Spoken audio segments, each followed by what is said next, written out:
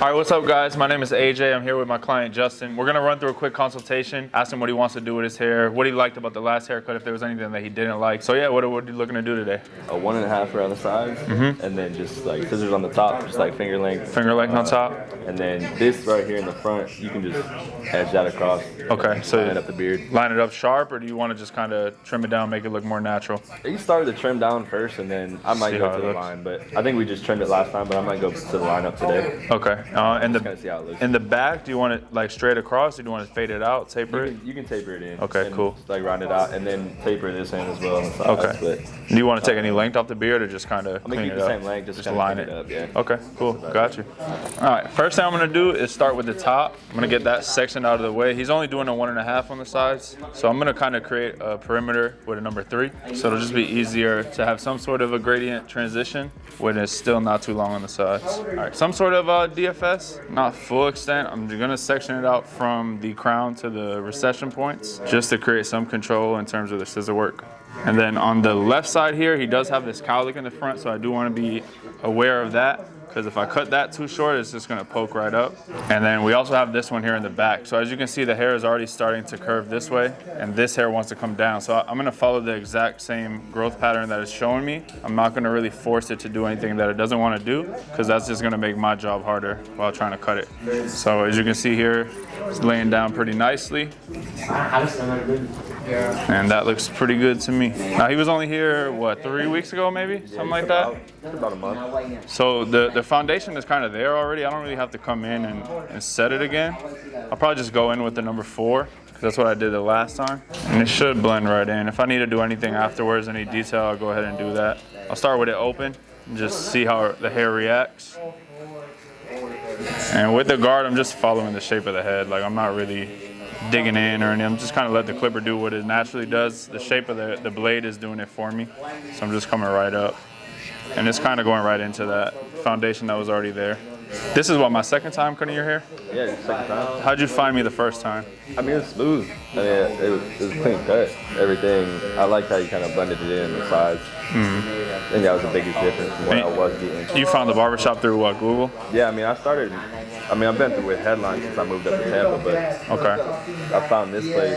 Actually, I think I was telling you about that last time. I seen you out on the side of the road. Oh, we was outside holding the sign? Yeah, and I noticed the logo. I recognized that. I got you. I looked it up. Yeah, a lot of the times, you know, we tell barbers about the marketing with the sign. They don't want to go out there and hold it, or they think it's not a good return on investment, but it's a gradual thing. Like, it might not pay off the same day, but eventually you're going to get people that walk in that it's in the back of their head. I wouldn't have known about this back here unless I seen that outside. Right, especially like a location like this. Like, the main road here is really busy, but we're tucked away. Yeah, exactly. So we definitely got to divert that traffic to get them in here. But that just shows that it works. What would you say is one thing you didn't like about the haircut that you got prior that made you kind of want to look for a new barbershop? The biggest thing was just the movement, like the location. Okay. As far as like the cut wise, it was always pretty smooth. I think the only thing that kind of stood out to me a lot was just like on the right side, kind of like followed the way my hair falls. So like over here, it wasn't as blended as the left side. Okay. I don't know. So I think that's the kind of that's what I liked about last time, is that both sides like that's consistent. Even. Like, I don't really comb it to one side or nothing like that. It's just wherever the hair falls. So you just kind of wake up and just kind of go?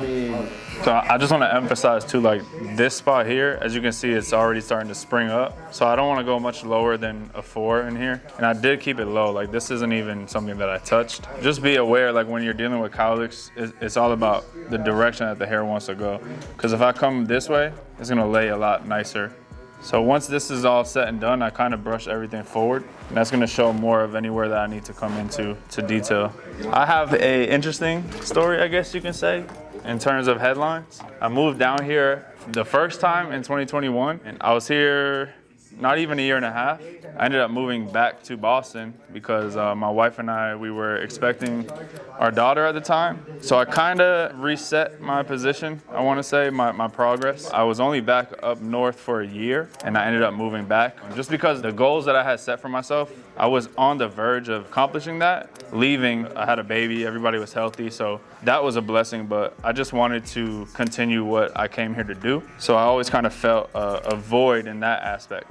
I ended up moving back down here, like I said, November of last year. I kind of jumped right back into like the leadership role that I was playing a part of before, just because I know the significance of taking ownership. If you want more for yourself, you kind of got to go get it on your own. You can't wait for somebody to hand anything out to you. So that's kind of just what I've always done. Even the first time, like, you know, when I started at Headlines in Carrollwood, we only had 4 barbers in that shop. So a challenge for me to grow that shop, that location to where it's at. I did it once. I did it again when I moved back home, and then I'm now here at Tampa Palms, brand new location. So I'm working to do it now for a 3rd time. And you know, they say 3rd time's a charm. So I think this is my last stop for a while. I'm definitely planting my feet, and you know, hopefully the next stop after this is ownership with the company. You know, that's kind of my story of where I'm trying to go with it. So we're putting in our 1.5 foundation now, and this is gonna be the base that's gonna connect into the top. This is the shortest point we're gonna go, right here towards the bottom. I'll probably fade you said you wanted to fade the neckline out, right? Yeah. You wanna fade it completely out, or you still wanna show some of the edges? Honestly, I mean, what do you think would look better? Because I don't really have a preference. I mean, what do you think would look clean? So, like my professional opinion, when you round it out like this, and you can see here, there's some little hair growth. Yeah, I get that. If I fade it all out, it's gonna grow back in more consistently. So you're not really gonna have like these shorter hairs on the bottom of your neck. Yeah, I'm good. So yeah, I would recommend just tapering it out completely. More professional look too. Yeah, that's it. Gotcha. I am in the mentorship. I was actually the first student before the program was even launched. They were kind of testing all of the systems now that they have on me. I didn't really even know at the point. Basio was just kind of asking me questions like, you know, how many reviews do you have? How many more can you get? You know, he basically told me he wanted to run ads for me to send content over to him. And that was kind of their test run of some of the systems that we currently have in place now. Just from the consistency factor that I've put in, I'm now a coach as well. I help other barbers now reach the same standard and heights that so many others have. And like I said, I definitely like to give first before I gain anything. So it's a cool thing to see everybody else's success stories. And obviously now with the new shop too, like it's important for me to help these guys grow before myself too. And that's kind of where I'm at now. We're all collectively growing together, but you know, as a team, there's power in numbers. So I'm just kind of pulling my weight to help them reach their goals too.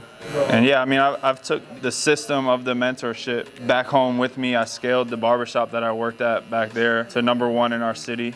You know, I did it here with Northdale. I'm also now doing it with Tampa Palms. We are already one of the highest reviewed shops around here, not counting our other location. We're hoping to catch them soon. And yeah, Google drives a lot of traffic. You know, the Google reviews are a huge part in the new clients that we get. I think that's a really big, important part of the system that we teach. You know, obviously the free marketing is great as well, like the sign, like Justin said, he found us through that. But at the same time too, you could reach a more broad audience through Google, you know, while still being in the shop. You have to have a good mix of all the marketing strategies, and they all pay off eventually. So the back taper, I'm kind of keeping it a little bit lower. I don't want to go too high because then it's not going to look natural. I kind of keep it right at the base of the ear, and then I just fade right up into that 1.5 that I put in. And I always start open, middle, close, and then I just kind of go and detail everything together. And I heard about it through my clients. They have their own section. You know, get ready for the storm, and people are leaving like laughing emojis on it. It's like nobody cares, like until it's actually here. Yeah, for real. So after I put my taper in, I always like to edge around the ears just to see if there's anywhere else that I need to hit. Once you put a frame in, you kind of get to see the rest of the fade if you need to detail it anywhere else or anything like that. So I'll do that, I'll punch the line in, and then I'll use my single foil shaver at the bottom of the taper and on the neckline a little bit. And then I'll finish that up with the razor too, but I like to see it as finished as possible. And then like I already see right up in here, I'm gonna need to touch that up a little bit, lighten it a bit, right up in here.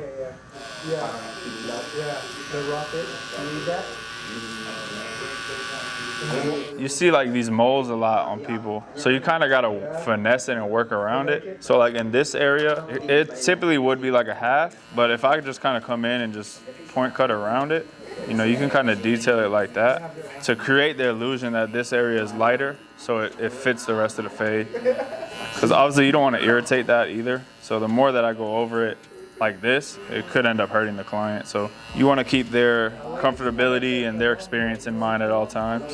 We're barbers, yes, but we're still in the customer relation field, I guess you can say. I'm trying to get every client in my chair to be a lifetime client. So what could I do differently that makes me stand out?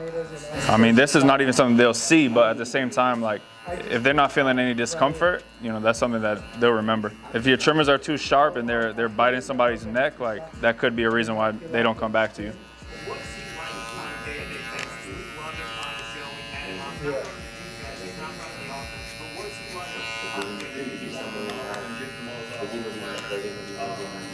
So most of the time when I fade down to up. I think for me, I feel like I have more control over like where I'm placing my guidelines. I know a lot of people, they like to go from top down. And in certain situations, I'll do that, but I just feel like it's less control once you start getting to the lower guards. That's everyone's personal opinion, but that's just my reasoning behind it.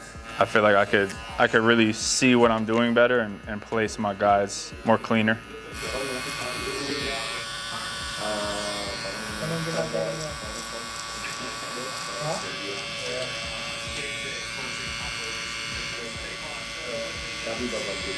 Which headlines were you going to prior to this one? I started at the one in Bexley. Okay. Then we moved back down to like Riverview area, so I was going to the one in Brandon. Oh, so this is your third location? Yeah, this is third, but I've always stuck with headlines.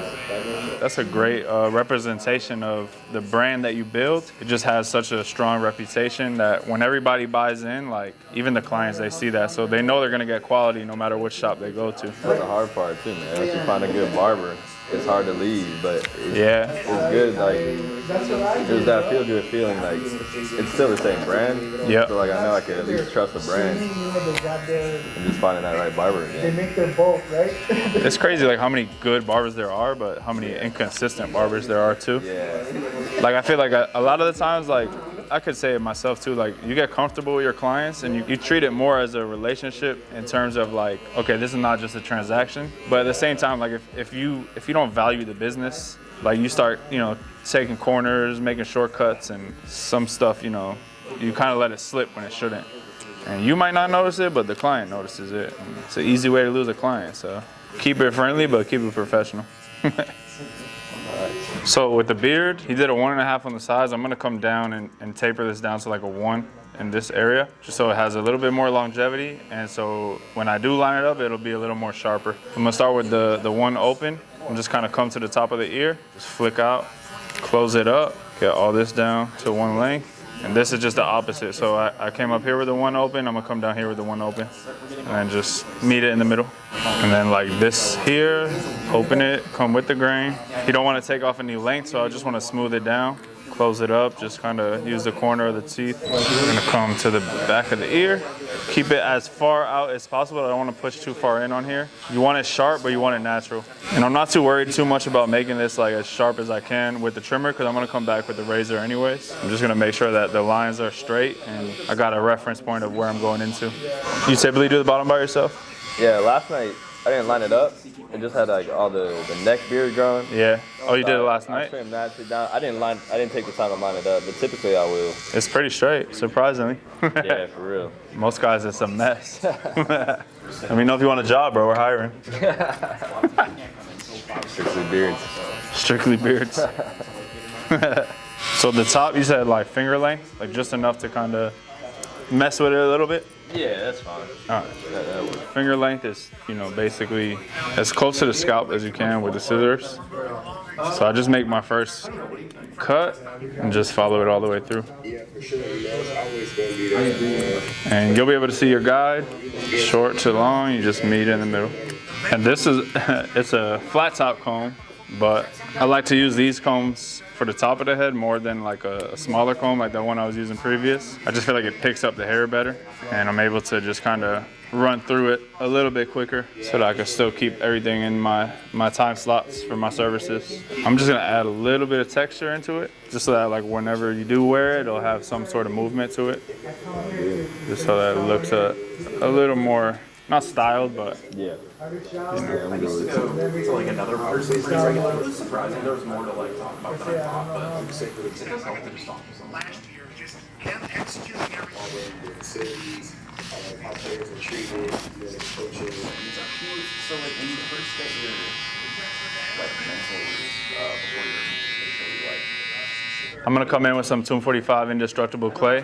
It's gonna give it a little bit of a hold. I know he don't really style his hair too much, but it'll allow some sort of texture in there, and it's a matte finish. It's not too heavy, but it's gonna give a solid hold throughout the day. And for the video, he's gonna let me do whatever I want, so.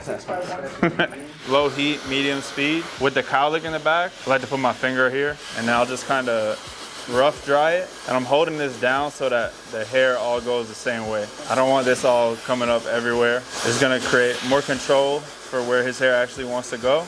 And then once we start drying the top, it'll help with that too. And I'm gonna come in with a diffuser.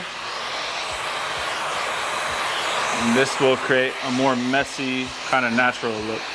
Shout out Joshua P again for his styling comb. If you don't have one, go buy one. I'm gonna come into the beard. If you don't wanna trim any length, we're just gonna line the top. You wanna keep it like as high as possible, like here, or do you wanna kind of bring it down to where it was? I'm trying to let it grow in a little bit, make it a little thicker. So yeah, pretty much as high up as you can get it without it looking patchy. I got you. I'm gonna take my 245 shave gel, and I like to just kind of put a couple dots where I'm gonna go. So I'm gonna make my first guideline right here, and that allows me to create the control, the shape, and the height that I need. So I'm just gonna follow it in from there. I'm gonna keep it right at the top of that line. So I pull down from the bottom of the neck, make it straight, and I'll just come up with the razor. One thing I've always done at the end of the haircut is like a hot lather shave on the neck. So I got my hot lather machine over here. Hot soap, essentially. It adds to the experience. You ever had this done to you before? I haven't. No, so most people will say no. I've noticed that a lot. And like I said, you want to do something that's going to make you stand out from all the other barbers in your area. If you just add something like this where it takes an extra 5-10 seconds at the end of your service, it's a value add in my opinion. It could make or break the service for somebody that has never experienced this before. How would you say that felt, like having that applied? Oh, it felt nice. I feel like a lot of people at the same time, it's like a little weird, like, ooh, what is that? It's so hot. Yeah. I mean, I probably would have, if you didn't say it was warm, I probably would have been like that. Yeah. At the same time, man. And then for me, I like to switch up my aftershave every week. So I'm using this Storm cologne. Let me know how that smells. Nice? Yeah, it smells good. I try to touch all the senses. All right, guys, thanks for checking out this video. This was kind of a basic haircut, but it's an everyday cut that we see in the shop. These are kind of like your moneymaker clients. They come every 3 weeks. They want a basic, quick haircut. They're in and out of the chair, and they're happy. So if you guys want to follow me on Instagram, it's AJ Cuts Pro. And yeah, hope to see you guys soon. Thank you.